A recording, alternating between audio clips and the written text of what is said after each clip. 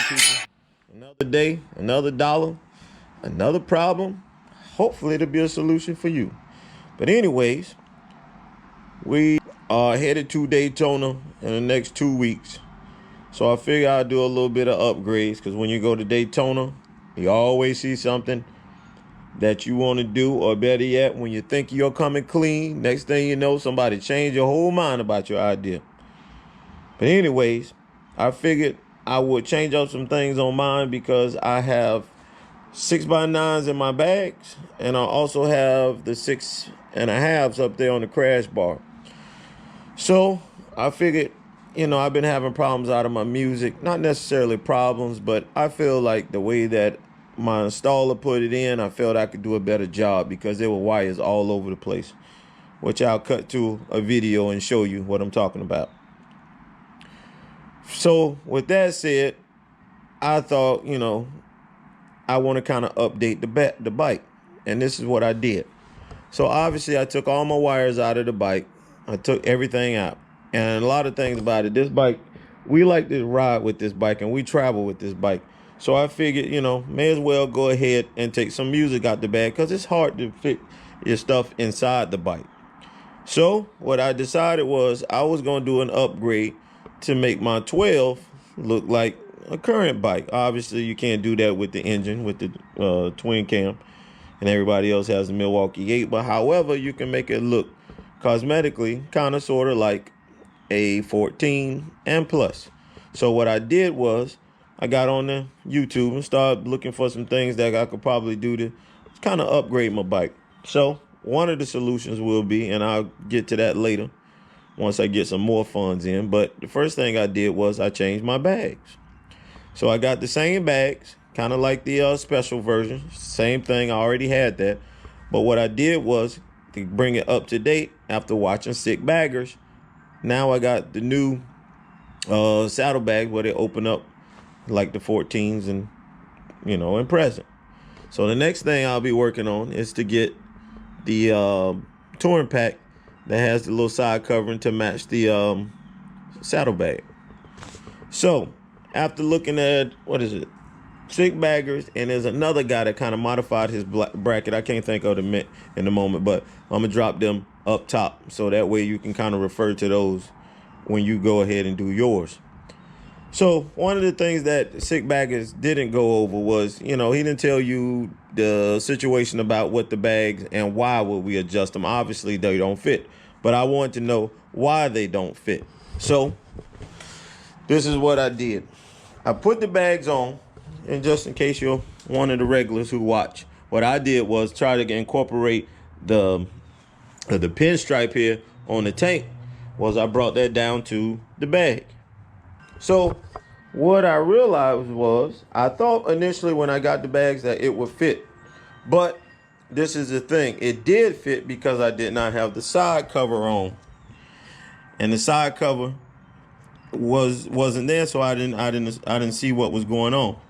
So what is going on, just in case you decide to do this, is that I know you see that rag in there, or the terry cloth, and what happens is that terry cloth is in between where the two are touching. I don't know how well you can see this, but it's touching right in this gap. So I got to thinking, man, I paid all that money for these bags, and at the same time it's rubbing, and I don't want to get an imperfection on there. So that's what I did. So I just wanted to show you guys this as far as to why you need to modify that bracket. Where's the bracket? That bracket down in here. I don't know if you can see it, but that's what I'm fixing to do now. But once I do that, I know that they said that you can cut it a certain way and slide it back and forth. But I'm wondering, once I make that modification, will it stand the bag up in the front? That's the only thing that I'm thinking about at the moment. Will the bag kind of, instead of it being flat, will it raise up like that? Because even though you're making that modification to the bracket, the back one isn't going to move.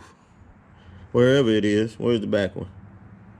The back one is down here. I know you can't see it. But at the same time, once you change this bracket, only thing you're doing is pushing it back, and you're probably going to tilt it up.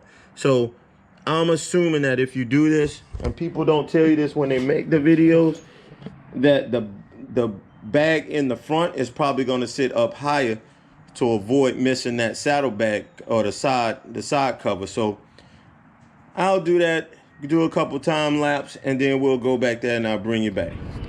Here's another thing I wanted you guys to see. Look at that clearance.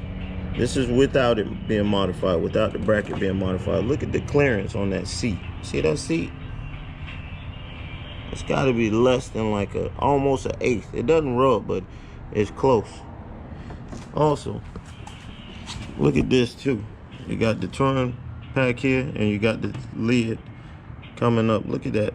That's probably a 1/4 inch clearance, even right in there. So maybe a 1/4 inch right there, and at the lowest point, maybe 1/4 inch there as well too. So it's just something to think about if you were thinking about doing it. And then right here in the front, shoot, you got next to nothing. I don't hear it, but it's close. So just letting you know, man, just in case you were thinking about doing this. And also too, on my bags, these are aftermarket, and then I got Harley lids on the top, because I want to do something with that in another video. After taking this off, I've never seen this bracket off before, and it has that little slit in it. So I guess you got to take it all the way down to the base of this, and we'll see what happens when we do that.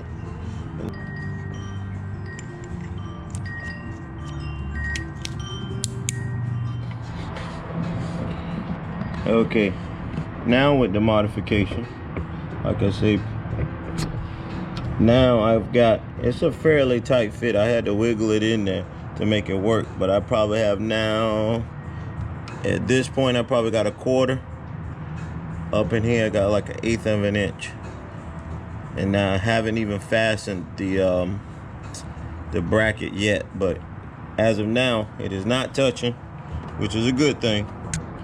And I just wanted to show you guys, you know, people make modifications, but they don't necessarily show you what you're getting into. So like I said, I got maybe a 1/4 inch here, and whatever 1/4 inches, I guess 1/4 inch to maybe 3/8 down here.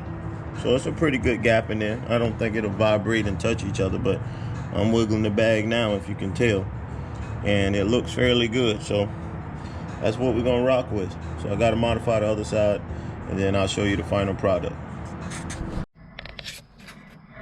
All right, here we go. We got everything buttoned back up, and I just wanted to show you some of the things real quick. Like I told you before, when you're putting the bags on the older bike versus the new bags, if you don't adjust the brace, which is down in here, you won't have an idea as to what it is that you need to do to make it happen. So you gotta cut that. And then, just like in the video with Sik Baggers, you want to put this one in first, and then adjust this one so it does not touch the side cover. So, like I said, you got a pretty good gap in there. It's probably about a 1/4 inch, and it looks fairly good. It's not touching as of now, but we'll see as we ride a little more. And it looks pretty good. Like I say, it's not scrubbing or anything. It looks well. I like it. So with that said, man, I just wanted to let you guys know just the little things that he didn't touch on, but hopefully within this video, it gives you a little idea as to what he was talking about and why it is that you need to adjust it. So I just wanted to give my little testimonial, because a lot of people don't necessarily make videos like this, and down in the comments they say, hey, yeah, that was great, I tried the same thing you did on your video and it worked really well, but I wanted to show you some of the shortcomings that possibly come with it, just to make it happen on your bike. So with that said, man, and maybe one day you'll see that your bike needs a little refreshing, and you'll watch this video and realize, hey, I could do that for my bike. Until next time.